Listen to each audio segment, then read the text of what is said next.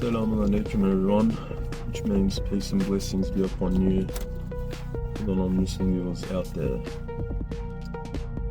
This will be episode 8 of my podcast, and I'm going to focus on the topic of my prison experiences, just the details and the experiences that I've lived in prison.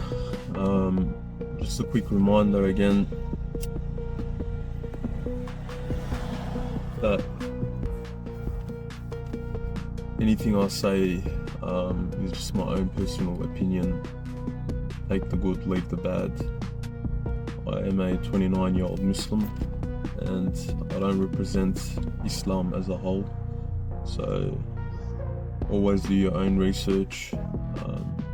I have mistakes, everyone has mistakes. That applies to me, so anything I say, just try taking the good out of it, and any mistakes that I have, anything that you don't like, anything that you disagree with, always do your own research and feel free to disagree. That's my main preach anyway, for everyone to form their own opinion and have their own set of beliefs that applies to them or that works to them. Right, my preach is global, on my page, online, so for all male, female, the young, the old. And the reason and my intention in preaching and explaining all of this is firstly for my own journaling. I do enjoy it, I do want to grow my page, I do want to spread my voice.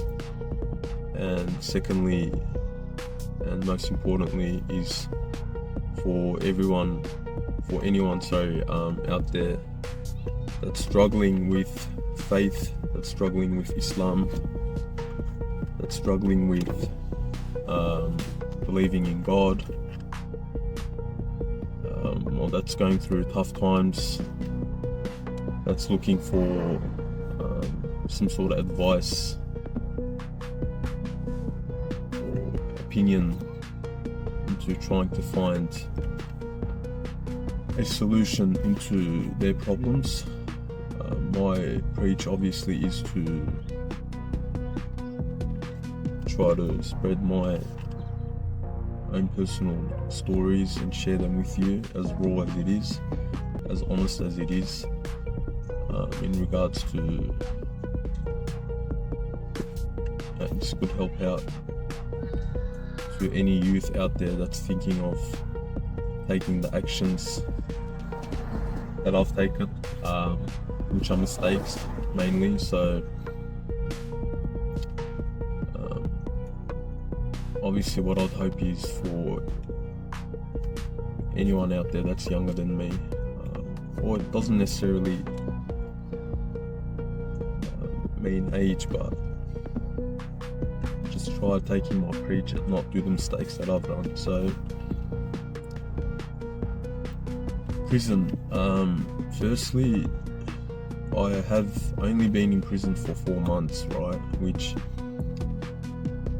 just to make it clear, I don't see it as I've done time, and that's not my aim to brag in any sort of way, and to reflect my whole identity out of prison experience and the 4 months that I've spent out of my whole life. It's a small part, but it's an important part, and the reason why I emphasize on it and I keep going back to it is it's an experience that I'm happy that I've lived, in a way, and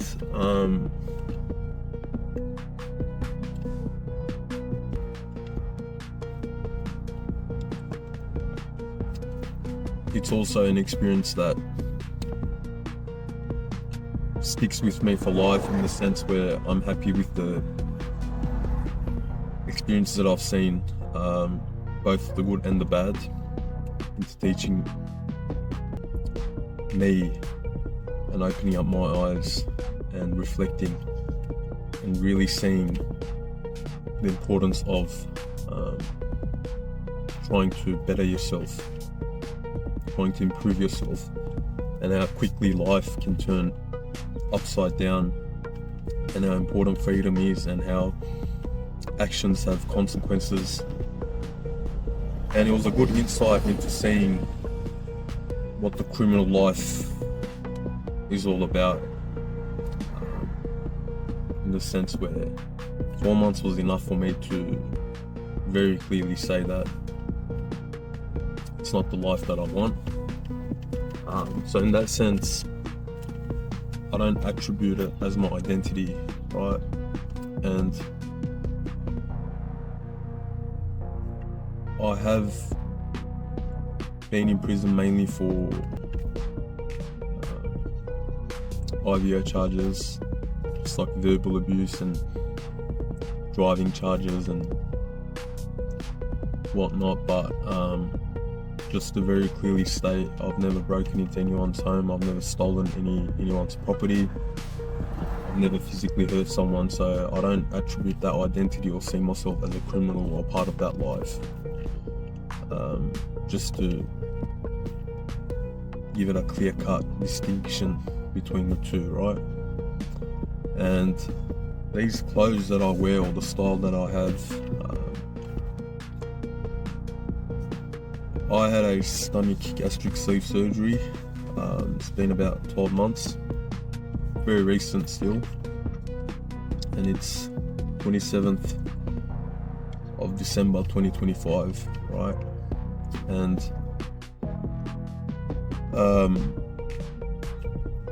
this style I've always wanted, and I've dressed very similar style my whole life, but I was 130 kilos, very overweight, and then I had my stomach cut. So of course, dressing up like this was always my aim, and just part of me, way before I broke any laws and ended up in prison. And to make it clear cut as well, I went into prison at the age of 28, and before that I had 0 criminal records my whole life, none at all. So it all happened in that time period, in that 1 year, you could say, in the age of 28. So yeah, but as my self-confidence grew, I bought these before I actually went into prison, these clothes, and the way I dress, the piercing and the haircut, and I won't change that about me because I like it, but in no way am I trying to portray a dangerous look or to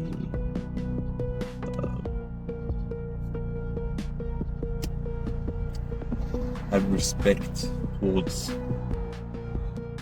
criminal life. But that goes on to another topic of, you don't judge a book by its cover either way, and I've always believed that anyway. So just because someone dresses a certain way doesn't mean that they're classified in a certain category, right? That's pretty obvious, easier said than done, but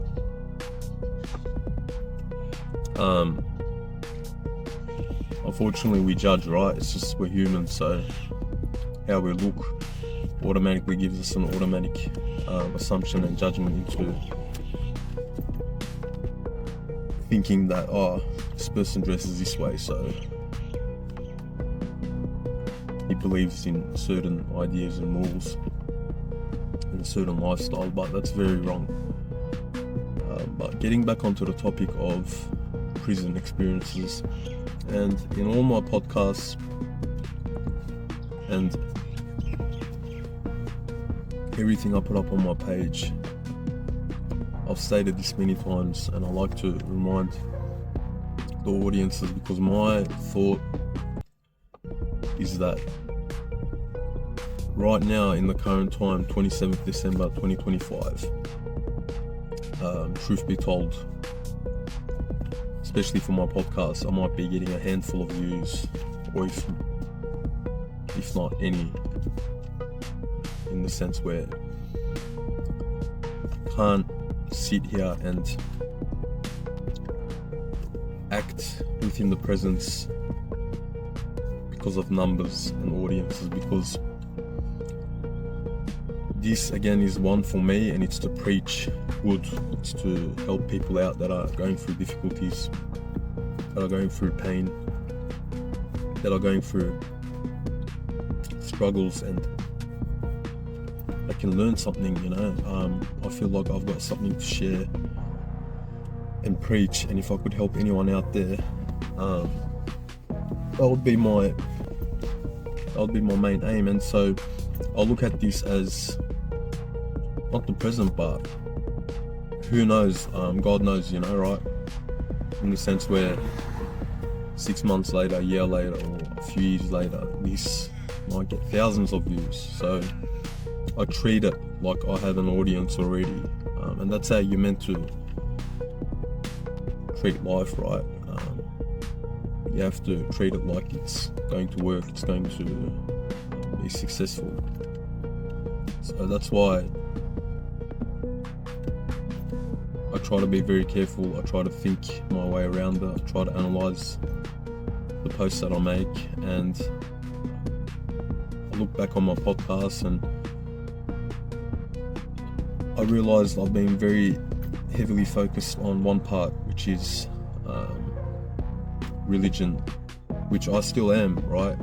Like the bottom of this is faith, Islam, religion, but I've been focused too much on scholars and organizations and like the politics of it, right? And the reason why is naturally I've only spent 4 months of my life in prison. The other 29 years of my life I wasn't in prison. I don't have a criminal environment, or I don't associate myself in such environments.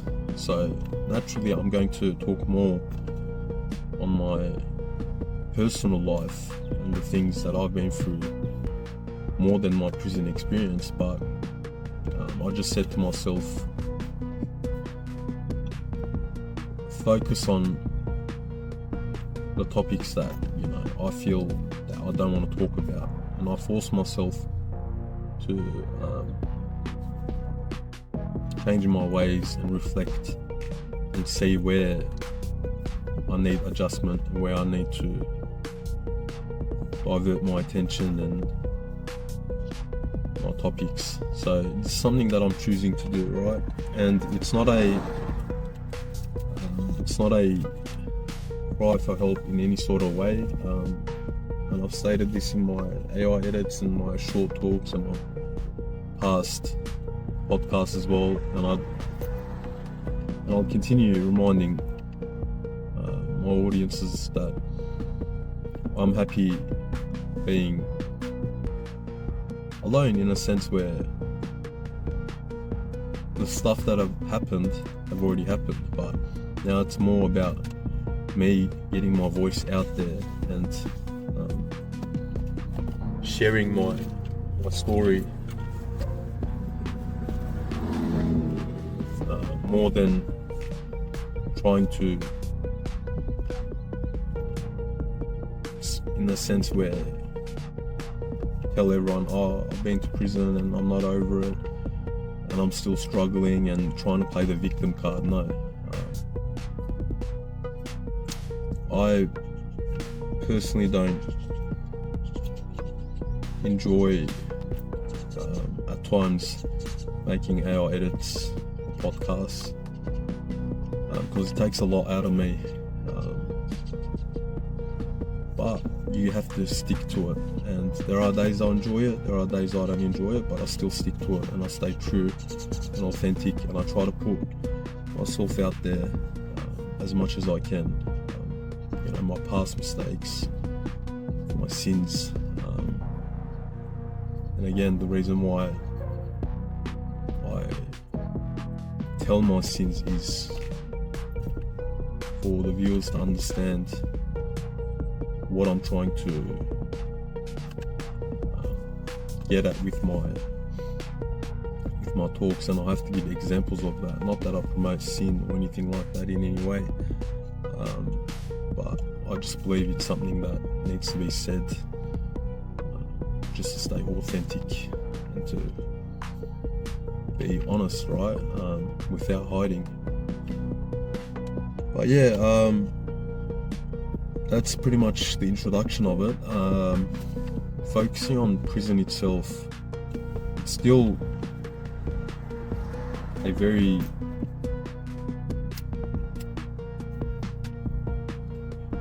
fresh experience, being less than 3 months or whatnot, but it'll always be a hurtful topic to talk about if I don't open up about it. Time frame doesn't really matter.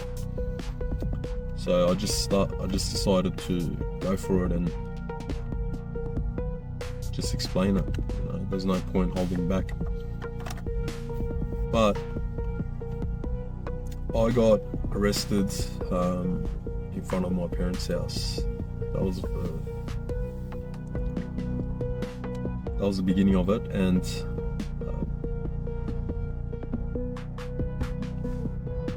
I won't divert from the topic, and I'll try to focus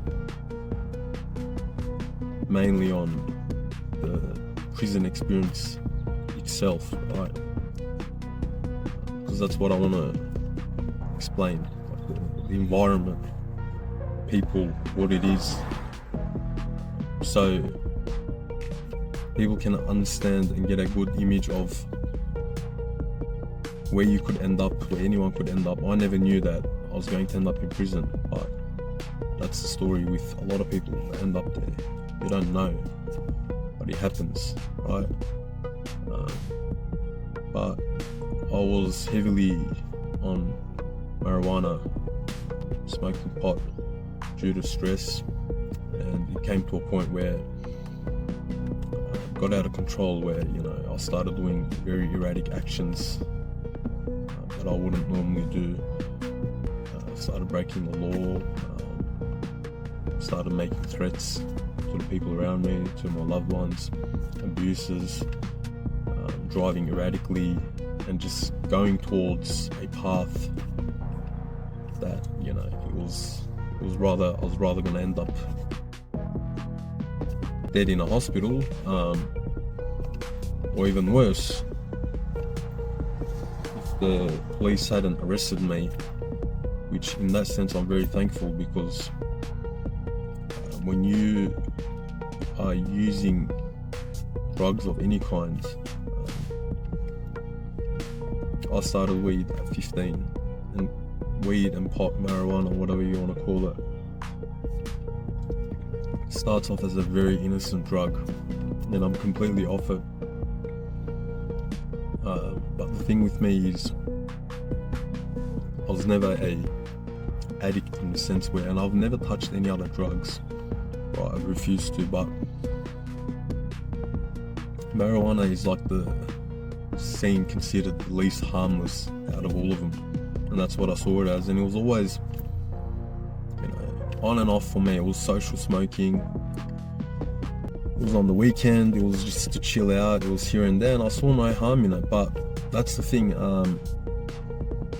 it's not that I've been smoking day and night since 15 every day, from 15 to 29, for nearly 14 years. No, it was on and off. There were times where I was off for like a year or 2 years, and then I started back on, and there were times where I'd only do it on the weekends. There were times where I went really hard and made it a daily habit, smoking day and night. Times where I quit. So, and that's, I feel like that's the main problem anyway. You don't know when that's going to explode on you, right? And it did. It exploded on me at the age of 28. So I didn't see it coming, and that's the thing with drugs. You don't coming what seems as harmless one day, whether today, whether it's tomorrow, whether it's 14 years later in my case, it's going to do more harm to you than good. It's just a matter of when, right? So you need to cut it out completely. If there's one lesson to be learned at the start of all this, is just stay off the drugs completely. And I know it's easier said than done. I understand that, I've been through it. A lot of people will tell you, saying don't do drugs, and they'll just walk away. But that's why I'm here making the podcast, and that's why I'm here making my page, to get into more detailed explanation than just saying one sentence saying don't do drugs. And I'm putting myself out there, my experiences out there. That's my aim anyway, for people to really understand and grasp the severity of the situation, the seriousness of it. But this is, again, none of this is to judge anyone. It's not to put down anyone. It's not to make a division of people that have been to prison, people that haven't been to prison, the criminals and non-criminals, the people that smoke weed, the people that don't smoke weed. And that's where the problem lies as well, where there's a thin line that we sometimes forget to see, or we refuse to see, that we think that life is just black and white. But there's the do's and don'ts, and you pick your lane. And if you do drugs, you're considered in this category. If you do crime, you're considered in this category. If you live this life, you're considered this certain category. And it's not about that. It's not about judging. It's not about who is what and how they dress and how they look and what they do. We all have mistakes. We all have faults. Just because someone has made a mistake into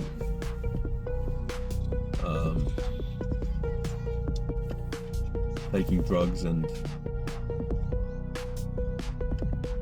has chosen to live a certain life, doesn't make them less of a human, doesn't make them less of a person, doesn't differentiate their value as a whole. Doesn't change the good that they have in their hearts, right? Doesn't diminish that person as a whole. But, and I've always said this as well, there's always two sides to a story. So if I'm being understanding, respectable, or whatever you want to call, or respecting even what you consider a criminal or criminals, this doesn't mean that I stand by them. This doesn't mean that I think it's okay for the actions that I've taken myself, minor or major. With prison, you learn very clearly when you go in, and that's the biggest eye-opener anyway, for me, in my experience, is that you see there are people in there that are good, that are kind in heart, right? You can just tell by the interaction. And unfortunately, they're in there due to very harsh circumstances. So I've seen people that don't have a phone number, right? And that's I live in Melbourne, Australia, and you have a lot of time there, so there's no phone, there's no technology. So some people, they really open up, and you talk about deep topics, but you see clearly that some are in there due to the very harsh circumstances that they lived. And that's one thing to really remind ourselves and to anyone out there, that it's not, oh, you've been to prison and that's it. There are some that you hear stories, they come from really broken families, right? Families that are divorced, families that people that don't have a mum and dad, people that have been kicked out by their own parents and exiled and left to deal with their problems on their own. And we fail to realize that just because, for example, myself, I have family that isn't divorced, that's looked after me and my problems for many years, and they've supported me when I fell, and I've always been there for me in my toughest times. But not everyone has this opportunity. Not everyone comes from a caring environment or a supportive environment or supportive family or supportive friends. Some come from really, really traumatic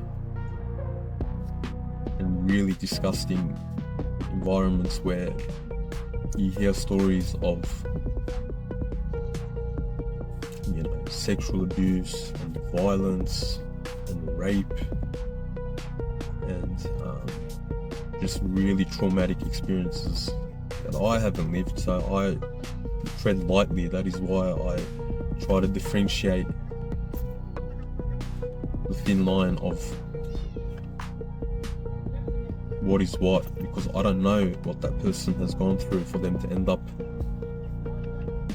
in prison, right? I can't judge, or I can't assume, or I can't label, and I can't put one label on a whole crowd. But the other side, there are people where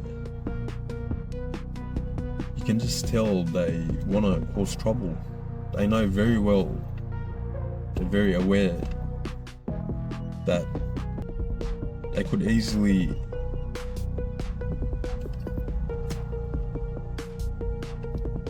pull up their ways and say to themselves,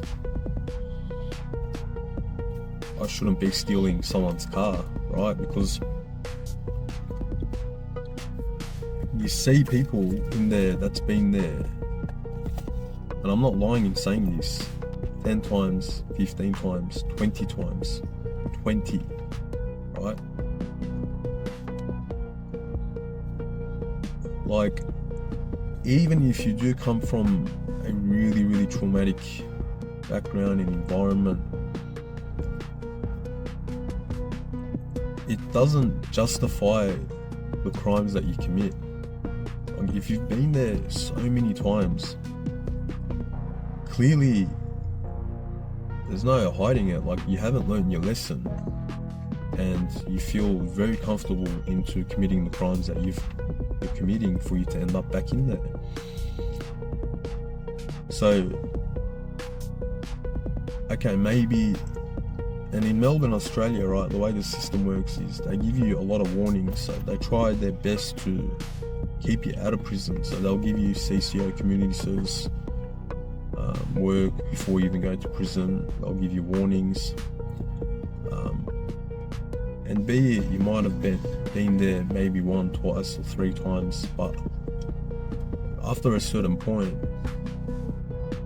there's no excuses. And it's not even about ending up in prison particularly. It's like, why would you steal someone's car? Like, that's the main topic. So why do you choose to do that? And I'll tell you very clearly what I've seen. 90%, I would even say probably 99%, not like, to even exaggerate, I kid you not, is drugs.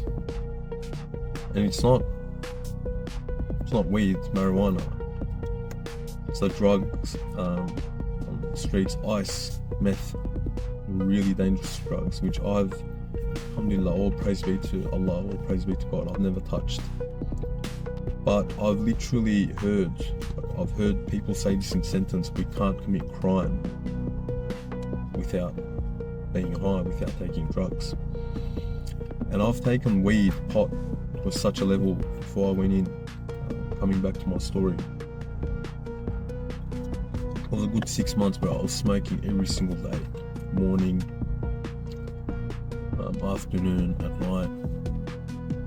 And what started off as very harmless spiraled into really dangerous grounds where I wasn't getting sleep, I wasn't eating, and eventually I got to a point where I didn't necessarily need to take ice, because there was a week where I went with 80 hours without sleep because I was working, I was running a hospitality business. So automatically, by the end of it, I was already on the effects of someone that has taken ice, where your mind, it's all about the mental health anyway. You start losing all logic and thought, and you don't think, and you just start acting erratic, right? And that's what drugs does, it numbs your brain. It thinks that the small actions that you've taken, and my one was, as not to justify it, but verbally threatening someone, screaming, and causing chaos, which I thought was very normal in that state of mind. But when you're sober, when you're in a normal state of mind, you realize that that's very, very wrong. And for anyone to think that I'm going to take drugs so I can commit crime, that wasn't my intention, but it led me to that unknowingly. But there are people out there that have physically said this. And just to clarify very clearly, this whole idea of being a snitch in prison, right? It's this, again, I haven't lived a life of crime, but from what I've seen in the 4 months, and generally people know this, if you're a snitch, that's it, you're nothing, you're a dog, and you're this and you're that. In all of my podcasts, I speak on a general audience anyway, and even on this topic, let me state it very clearly, I don't give any names. So whatever I say and the experience that I say, in anything, any of the topics, you don't know who I'm talking about. And in no way have I spoken with the police saying, oh, this person did this and this person did that. I've never done that, and I won't do that, because that's another main topic as well with criminals, right? When you're in a life of crime, you become so delusional, and I'll make it very clear to anyone watching this: if you think that you ended up in prison because someone snitched, you're living in a land with ponies and dragons, bro. Because you have to be, sorry to say, you've got to be an idiot to think, especially in today's day and age, especially in a country like Melbourne, Australia, where you have the phone, you have CCTV camera everywhere. The technology out there, not that I know it, but I can just logic, right? This is the technology given to public. What about the technology that the government uses and the police use? Do you think that they need a statement to make an arrest? And even before I went into prison, I used to, see on social media for years, and you still see it till today, right? You see a person driving a $500,000 car in the age of 20, and whatever, there might be people that earned it through the good ways, but generally the community or the people around them or the vibes that they give off and whatnot, people look and be like, yeah, there's something up with that. If your regular Joe can tell that, how do you think that the police or the government doesn't know about that? And you see this very clearly on the news, where when they make raids into big drug busts and the what you call the people at the top and the gangs and the the people that have made it, if you want to put it into that term, do you not see very clearly that, like, to give you an insight, they